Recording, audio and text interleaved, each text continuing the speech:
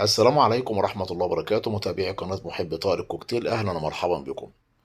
سؤال بيخطر على بالنا كتير هو: هل ممكن الواحد يكسب حقيقي من العصافير؟ وهل هو مشروع حقيقي مربح؟ ولا أنا هربي وهصرف وفي الآخر مش هلاقي حاجة؟ ولو لقيت يعني يا دوبك الفلوس اللي هتيجي هتبقى على قد مصاريف الأكل بتاعتهم. هو حقيقي صح إن تربية العصافير بالنسبة للربح بتاعها لازم يكون في شروط معينة علشان خاطر تقدر ان انت تربح من العصافير. اولا، توفير المكان، انك تكون عندك مكان تحط فيه الاقفاص ويكون جيد التهوية والاضاءة. ثانيا، توفير الاكل بتاعهم، اذا كان حبوب او خضروات والنبات المستنبت او النبات المنقوع. تالت حاجة وده المهم جدا: نوع العصفور اللي انت هتربيه. انت هتكلف وهتتعب وهتستنى وهتنتظر، فلازم هنا العصفور اللي تربيه يكون ليه تمن. يعني مثلا نمسك نوع مثلا، لا زي البادجي. لو انا جبت اللي هو النوع الرخيص وبدأت ان انا اربي واكل وارعى فيهم واجيب لهم في اقفاص وفي عشوش وانضف وكلام من ده، والاخر انزل ابيع، هتبص تلاقي المصاريف اللي هتجيلك هتبقى يعني ممكن تكفي الاكل بالعافية. ليه؟ لانك انت مربي نوع رخيص.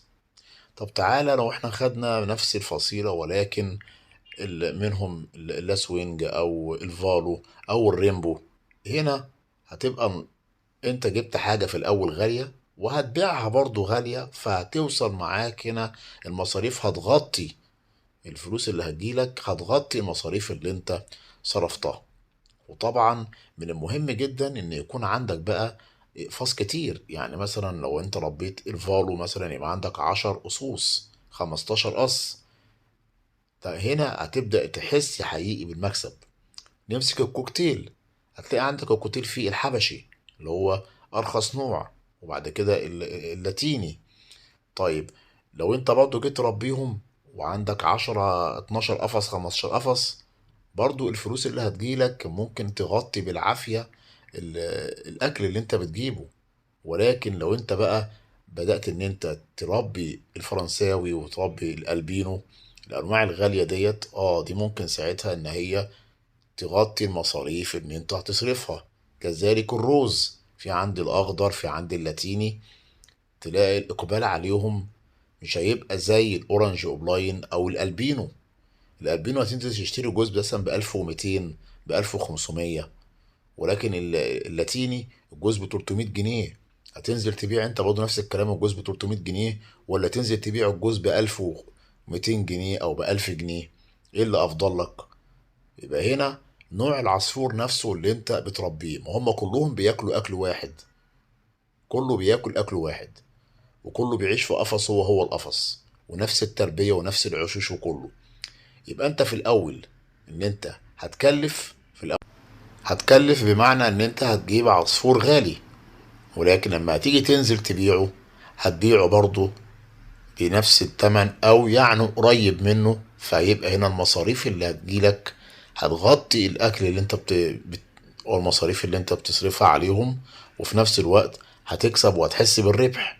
واهم حاجة هنا ان انت يكون عندك كمية من الاقفاص لا يقل مثلا عن 15 جوز، ساعتها هتقدر تحس ان انت بتكسب من العصافير. طبعا انا زي ما حضراتكم شايفين كده اللي عندي حاليا اللي هو اللاتينو. اللاتيني سعره لا هو واطي قوي ولا هو عالي قوي زي الالبينو، تمام. وفي نفس الوقت بيبقى فيه شوية مميزات وفيه شوية عيوب، الواحد خلاص عرف العيوب بتاعته بيقدر ان هو يستحملها ويتغلب عليها، تمام. ولكن لما بيروح بيجي ينزل يبيع، بيبيع الجوز مثلا الزغاليل ب 350 380. الحمد لله بيبقى رزق من عند ربنا. على امل بقى ان الواحد ان شاء الله بعد كده يربي الالبينو، ويبدا من الالبينو دوت ان هو يكتر منه، يبقى عنده كذا جوز منه. ساعتها تحس حقيقي ان انت بتربح من العصافير. وارجع واقول ان مفيش حد طبعا بيبدأ كبير مرة واحدة.